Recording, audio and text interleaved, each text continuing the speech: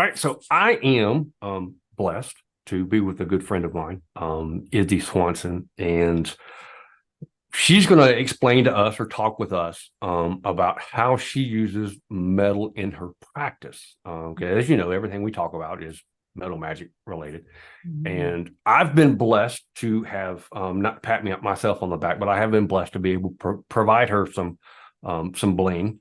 I will say that I don't say that about very many people, but I'm the work that we did together on what she's got is next level, I think. Anyway, so enough of me talking. Izzy, well, talk to us about your practice of how metal works within your practice. Wow.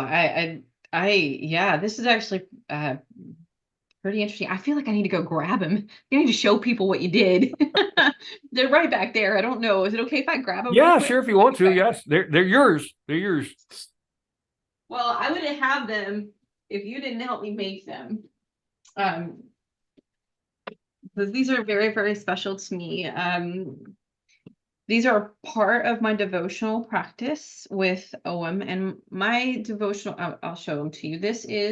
You're not going to be able to see the lines up close, but this is something called Finn's window, and the OM they're engraved on the circle of the window.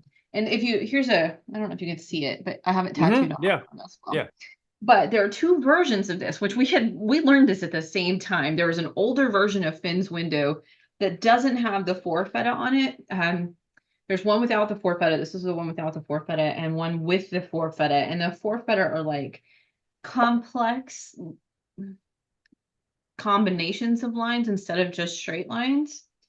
And there are a lot of people who won't work with the four feta because they think they're more recent additions and they don't know why they were added and they don't have the same kind of kennings. I know I'm going into a lot of there's a lot of niche Yep. detail in here. But for me, this work is specific to my relationship to Cucullin. And Cucullin is, the Morrigan is my God, my boss, the person I do the work for. I also have Oath with Manonin and I do some other work, but Cucullin is my companion and my guardian and my friend, and he has been with me my whole life. So I have an emotional attachment to him. And my work with the OM is dedicated to him.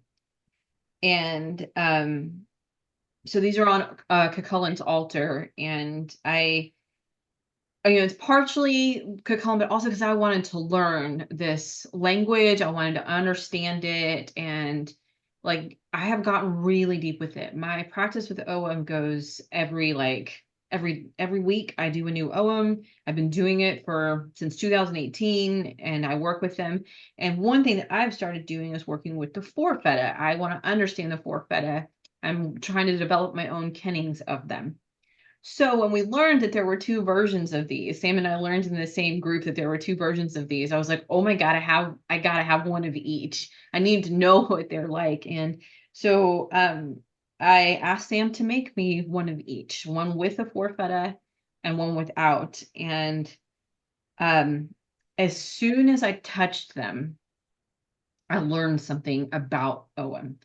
I learned from, at least from my UPG, that the four feta are boundary markers. There are protective markers that keep the window guarded and protected and closed.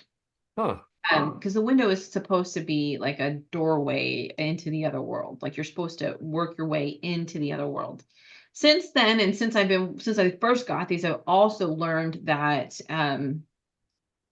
the window itself is a teaching tool, and it teaches you how to work with the OM, and it's a navigational tool. But when I held the one with the four feta on it, immediately I saw an army of warriors protecting it. And so I'm learning how to protect boundaries through my work with Mm. this, because each one of these to me is a boundary. Each ring is a boundary. Um, so that's part of it. And then the one that doesn't have the four feta on it is an open flow of energy. So when I need open flow of energy, I will work with this one. And one of the ways that I work with them is I will either just hold them, Or when I get my OM out, I will actually throw my OM staves on them, like use them as the template to put the OM on as I'm pulling them. If I want something more open, if I'm doing boundary work, and I'm experimenting with this, so I don't always get it and I don't always get answers, but that's how I'm using these things in my practice. This is how this particular set of metal magic is showing up in my practice. But also, I think that metal is a conduit Mm. of energy. So I kind of see it that way.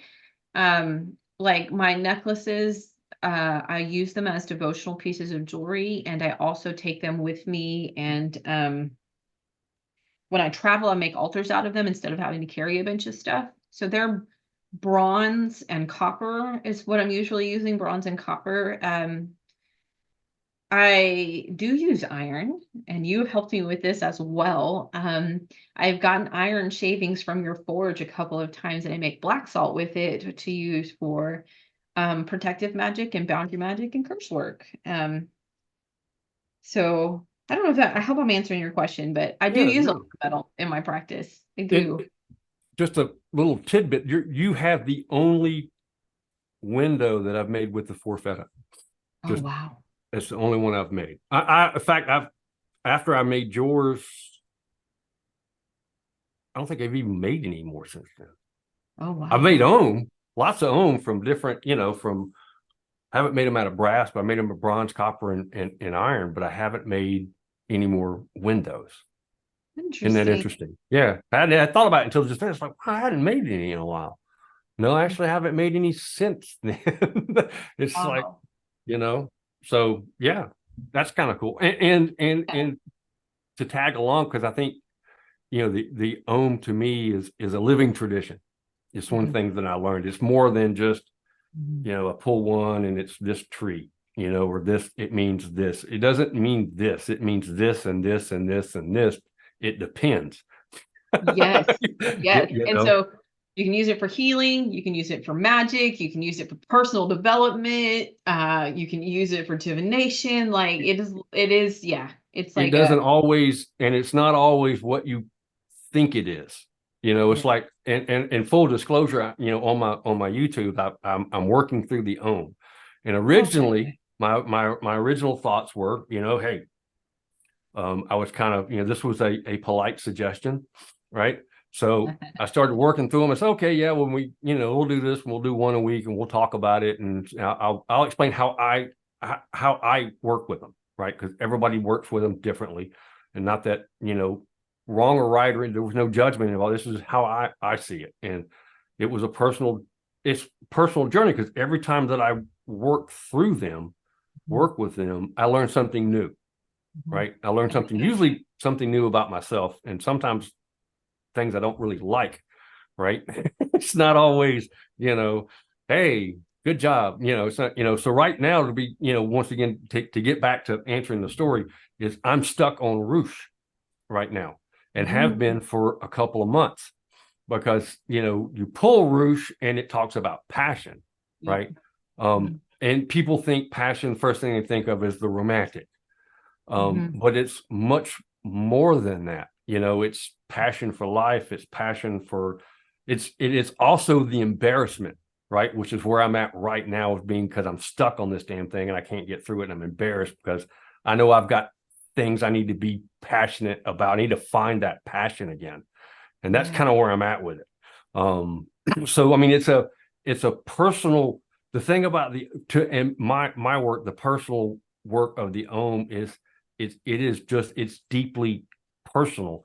And Mhm. I use a lot in my forge work magically, because I think that is great ways to add that into with the metal. I think it's a great blend Yeah. of adding certain ones, in my opinion, work really well with certain metals. They don't all have a metal connection, right? Yeah. That, as far as I'm concerned, but some work much better with certain um theta than others. I, Mhm. I think. Okay, go ahead. I know you're dying to No, jump no, in no. here. I was just thinking about you said roost, and I was like, I have thoughts because I was going to go down an OM rabbit hole. All I was going to say is that so because I work specifically with OM or with Kakula when it comes to OM, I always elevate his kennings. So the Kenning, Cullen's Kenning for Roos is glow of anger. Mm. I see the Roos OM as the Reestrad OM. This is the warp spasm OM. And I see the warp spasm as an action that must be taken to protect a boundary using otherworld power. So I just am going to add that and see No, what no, no, you do no. with that. I'm yeah, because I'm stuck. Because I Yeah, won't. I'm not the type of person. I've always been. This. If you don't like this speed, chances are you're not going to like the next one either, right? yeah, yeah. I'm not a. I don't.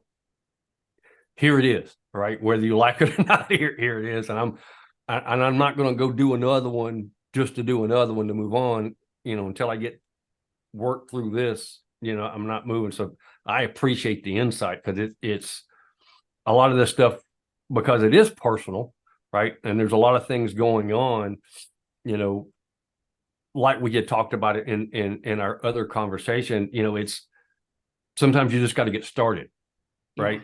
And what you think it's going to be doesn't always end up what is, right. right? Another thing that I'm thinking though, like as I say glow of anger, I'm thinking about forge work. I'm thinking about that moment when I don't know for sure if I understand forge work itself, but I'm thinking about like fire Mm-hmm. and that moment where wood or coal or like the embers of the fire, how they are just so red and hot and glowing. Like that's what I think when I think glow of anger. Mm-hmm. Mhm. Fire in the head. Yeah. But also just like the earth and the fire together in that moment.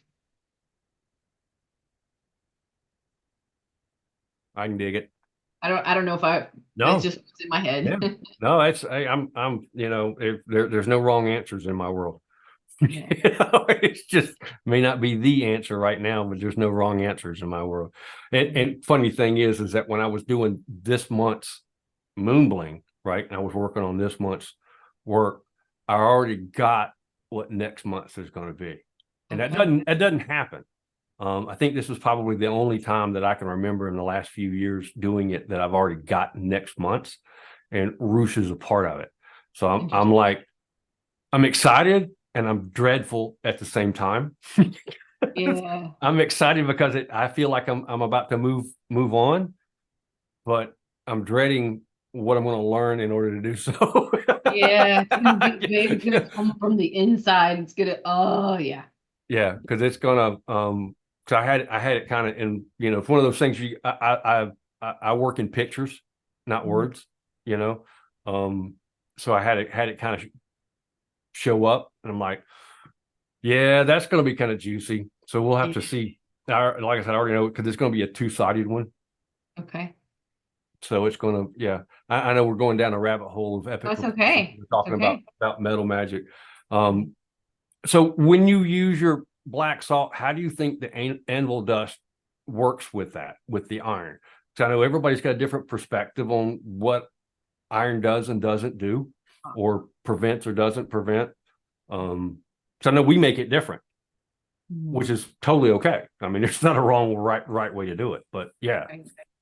because I know Well, you spoke on anvil black salt uh-huh.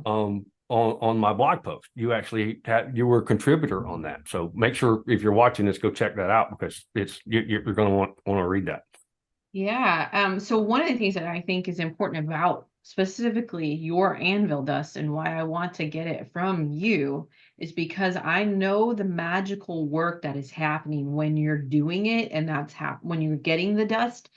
So I know that when I add it to my black salt, that energy is a part of it, like, and that's why one of the reasons it's so important, I think, to the mix. Like, it wouldn't be the same as if I just got some random iron shavings or something from somebody. I think because it specifically comes from your forge that is dedicated to the work and in the way that you do the work, that it adds that important piece of energy to it. um and then I can't remember, I use charcoal, I use iron shavings, I use salt, of course. I feel like I'm missing an ingredient without like looking at it, but I think you were asking like how I use it. Is that what you meant? Yeah. Yeah, yeah. So I actually use it in a couple of different ways. Whenever I set up my boundary system around my home, which is actually a system of staves and stones, at the doorways that go to the outside, I line them with black salts. So that's one of the ways I use it for myself. Anytime that I need to do protective or boundary magic, I usually I do a lot of whatever that I'm called to, but one of the primary ways I do magic is with jars or boxes. Especially if I'm doing protective work or boundary work. And so I will put it in the spell mix. Like if I'm creating a witch's bottle or if I'm doing curse work, which I will anchor in a bottle or something like that. Or if I'm trying to reverse something or do boundary work, I will put the black salt in there. So I have buried harmful energy under black salt and under the black salt that I'm using that has your anvil dust in it. So I use it mostly in a protective way, almost always in a protective or banishing way, just protective to me. Well, I think that's the nature of it. Iron is very, you shall not pass. Yes. Yeah. kind of work, I know there's a lot of folks that say it protects from the Fae, from the other world. And I am not one of those folks that because of where I work and my experience, maybe it's just I'm a lot more open to that because there's travelers all around my forge, and they don't seem to care. Number one. Number two, where I live is a very high concentration of iron in the soil. Yeah. So, it's just, and like I said, it's not a judgment. It's not a, you're wrong, I'm right kind of thing. It's just where I'm located. I don't think it doesn't seem to, they don't care. Maybe they're used to it, but one of the things I think that's really cool is that when we had talked about on the monthly part is being the animist. And I think that was one of the things that really kind of stood out the most to me when that dot connected, is that metal has a life force too. And I never saw that because we're surrounded by it and we don't ever see it. But once I figured I got that piece, then it really changed everything, because I think, you're holding, an animate object, not an inanimate object. Yeah. And everything is animated. If you look at the world as though everything is animated, you have to make a choice on whether or not you're going to engage with it respectfully or willfully ignore that. At least in my perspective. Yeah, no, and that's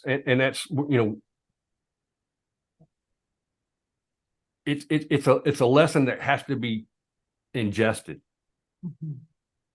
Yeah, I think it's one of those things. For me, it had to go past my mind, where I had to, it's one of those things I couldn't think about. I had to feel, and once I got the feeling, then it was like, ooh, okay, now am I crazy?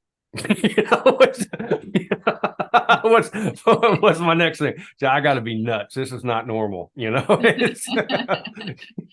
Why are these horseshoes talking to me? It's just the best moment, right? When you are there and you are in flow with it and communication with it. And I think that's what I'm always striving to have, that moment.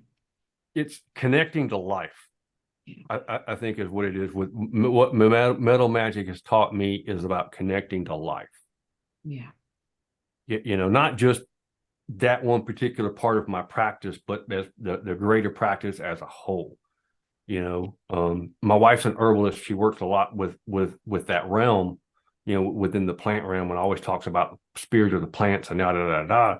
And then once I grasped the metal part of it, of being in, having that life force as well, it just really kind of opens up a brand new world. Everything kind of just goes, ooh. Life is more vibrant. Yeah. Maybe for me anyway.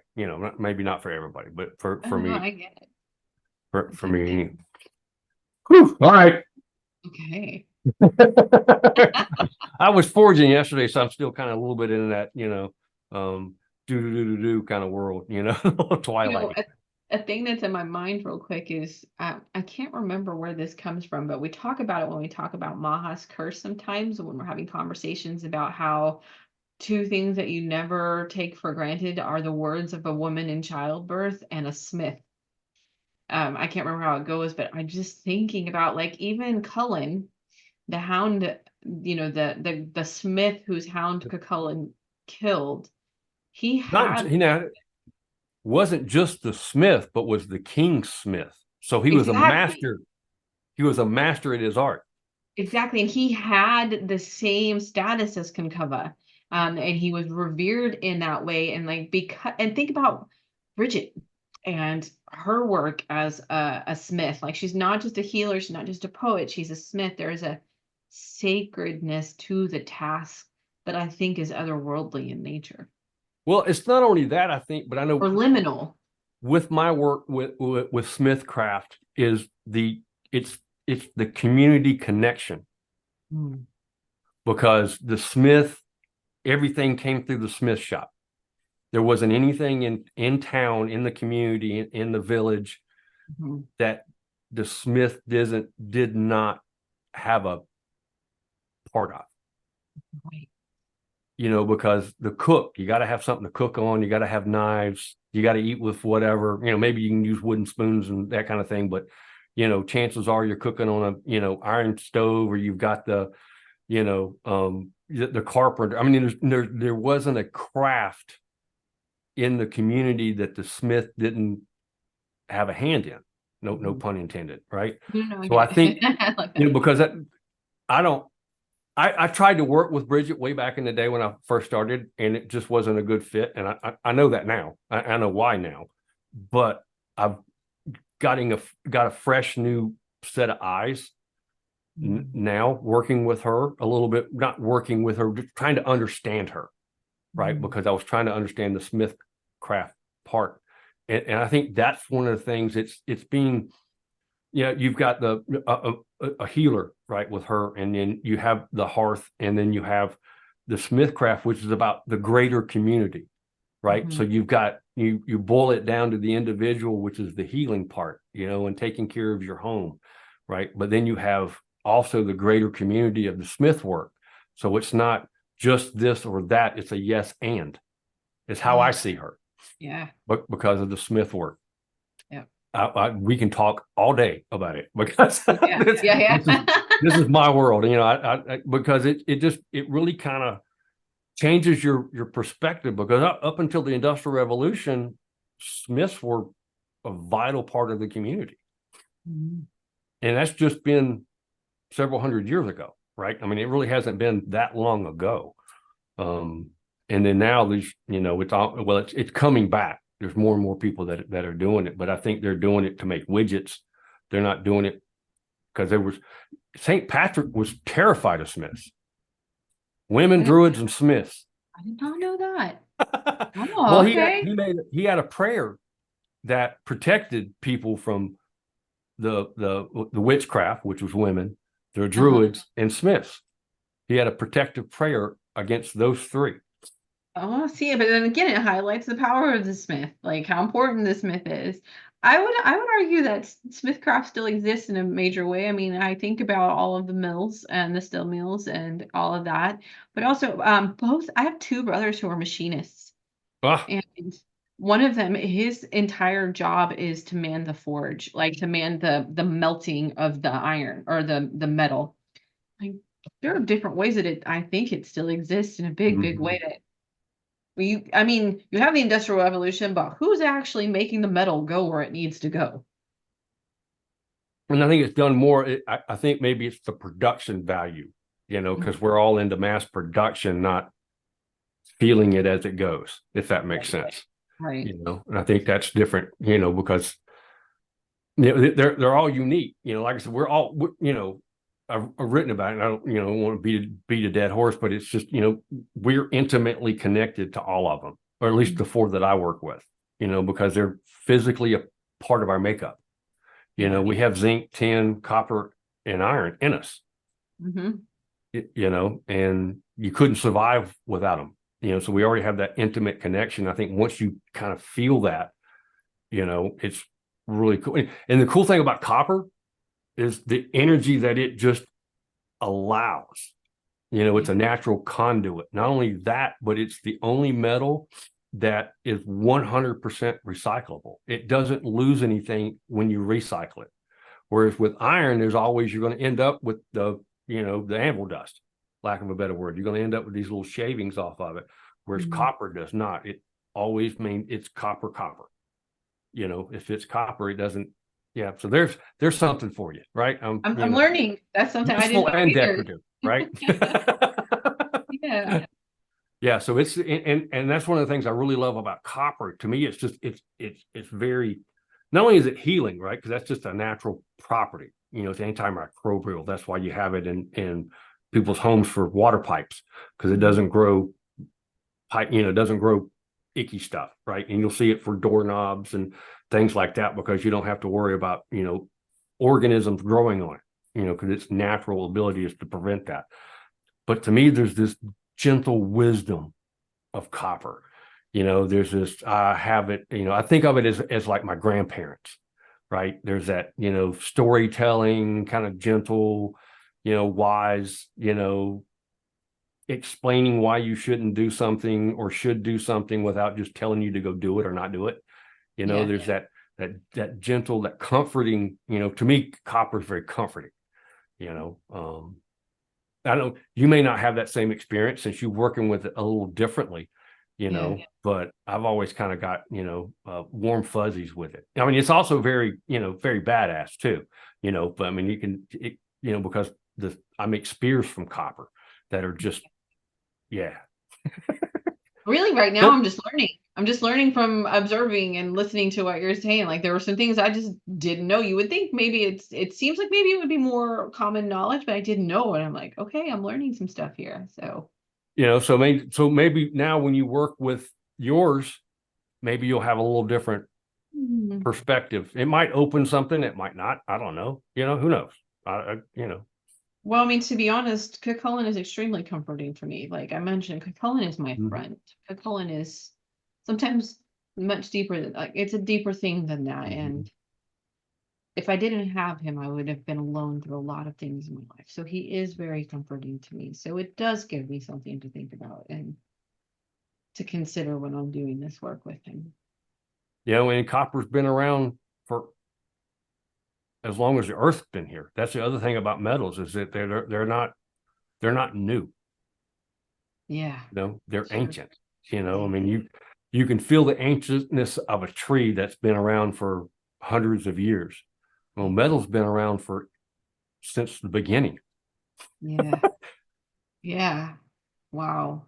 Yeah, you're just giving me some new perspectives and some new things to think about. And I love that. See, look, here's the thing, that you're learning from this connection to the living thing, the animism part of it. And I'm learning something about it that is making me look at the world in a deeper way.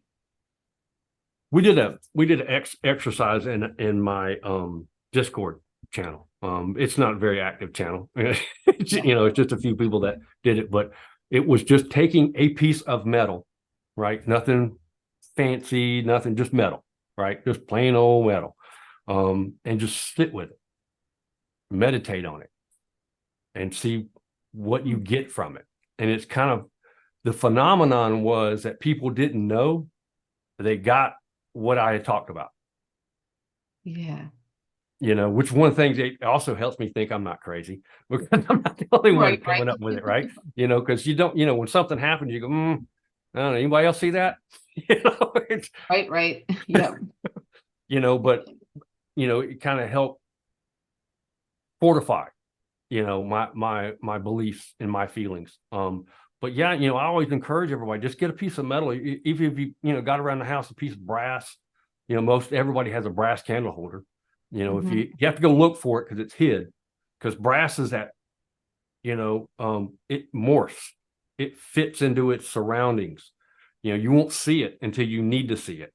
Because I remember I'm like looking around, I'm thinking, where is their brass Because around usually me? people have like a brass candle holder, right? And it sits somewhere and you walk by it all day long every day and you never even notice it until you need it. And then there it is, you know.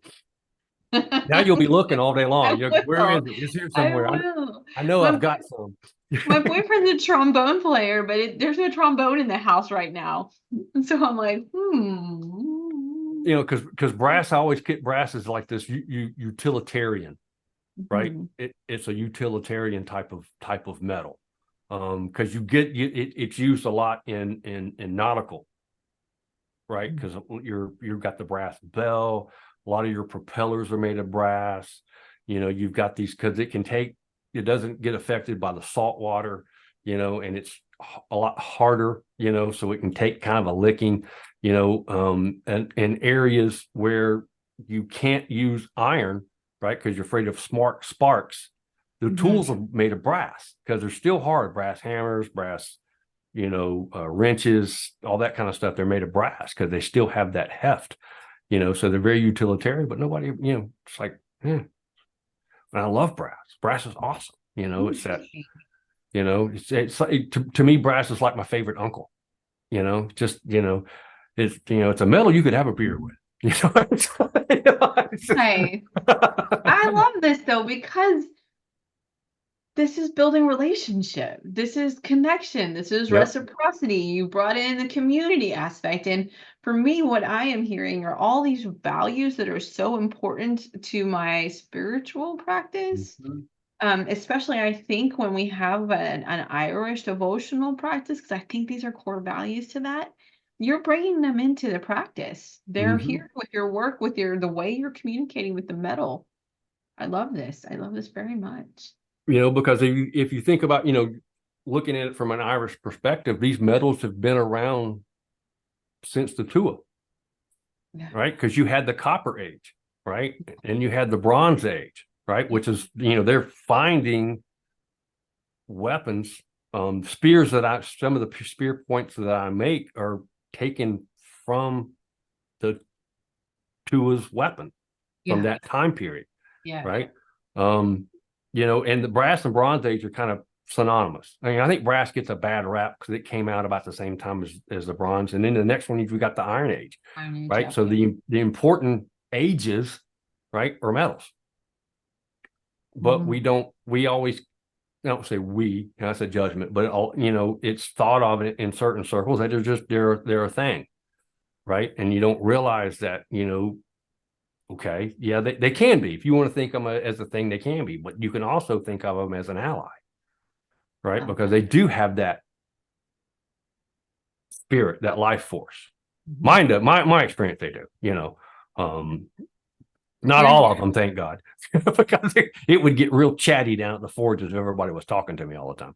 You you're making me think of the whole thing of inspirited weapons and how the weapon would you'd have to lay the sword or the weapon across your lap and retell your stories of battle, and the sword or the weapon would like call you out was if your you were not guarantee. telling the truth. Yeah. Yeah, it was your guarantee. You And know. the object, the weapons were inspirited. Like Mhm. there's a whole, and we actually have a card for this in the Oracle deck that Morpheus and I are doing. We have an inspirited weapons card. Yeah, because I mean, even with Coob, he left the chariot and his weapons followed him. Yeah. Yeah. Yeah. They were animate. Back in that time, they were animate. And I think that was when I was studying, after I got done with my studies of the Morrigan, right? Not that I was done, but I mean, after I read what I needed to, and this kind of came about, and I went back and reread a lot of the lore, all these stories started appearing, Hmm. As right? they do. you know, with Agma, right? In the the Battle of Moitura, he unsheathes, Tetra, which was the Fomoria's king's sword, and gave Mhm. it tribute, and it retold everything that it had done.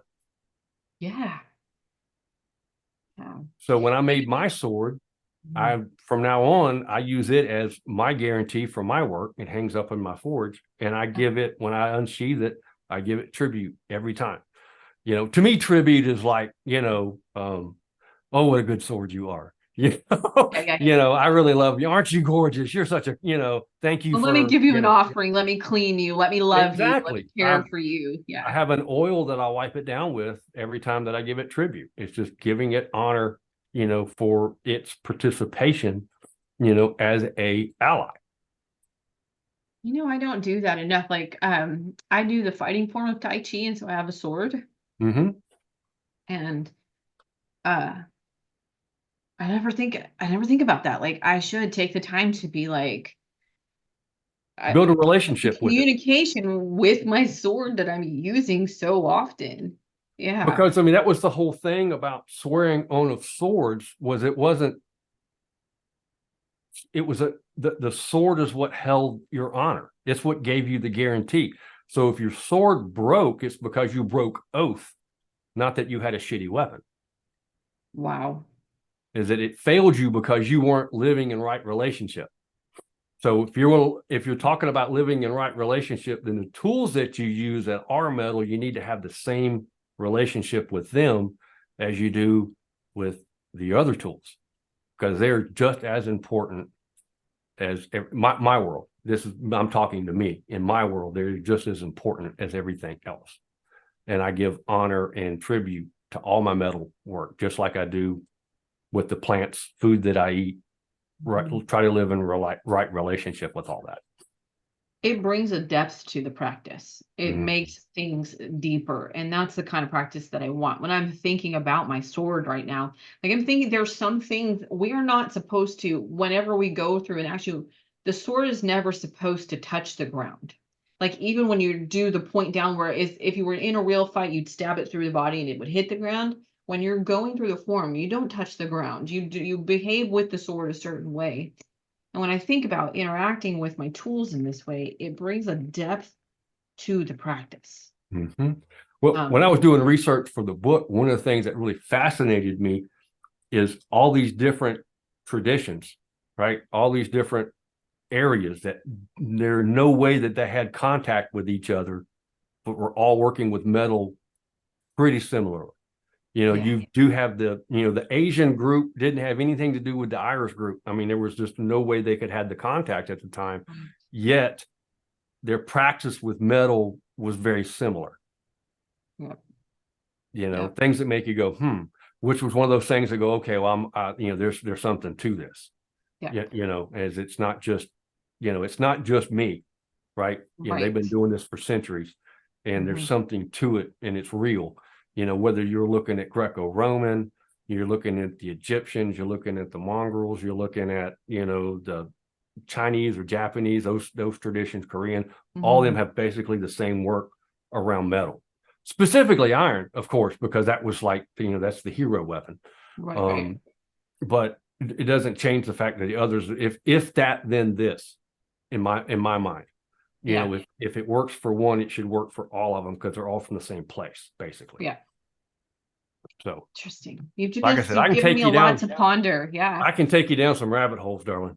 Oh no, I'm here for it, because this is the thing. Like, I don't know if this is going to make sense how I'm correlating it in my mind a little bit, but sometimes I tell people, like, people will ask me what it's like to work with the Morrigan, or some people are a little terrified when I tell them I work with the Morrigan. Like, there's a lot of stigma around it.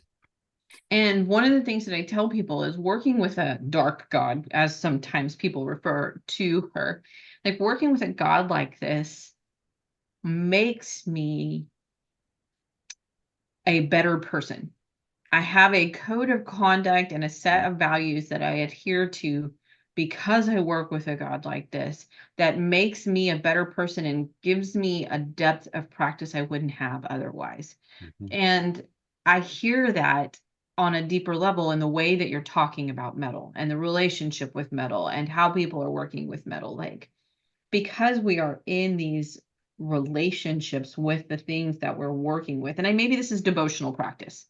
Mm. Um, because we're in these relationships with these things, and we have this reciprocity happening, it makes that depth of practice deeper, and it makes me accountable to my practice. Does that make sense? And because I'm No, totally. accountable to my practice, I have to engage in it. Well, I don't know if I'm making sense. Like my mind is going around with this right now. It's kind of coming out. no, it makes total sense. I mean, but once again, if you're looking at being an animist and you're working with animate objects, right? And the way I look at it is, why would I not want more allies in my practice? Right. Many hands Yeah. make light work, right? But also it it does hold me accountable because I know I'm never by myself alone, Yeah. right? So I know I have to. It helps me be accountable to be in the right relationship. So when I do sacred forging, I have a witness, Mm-hmm.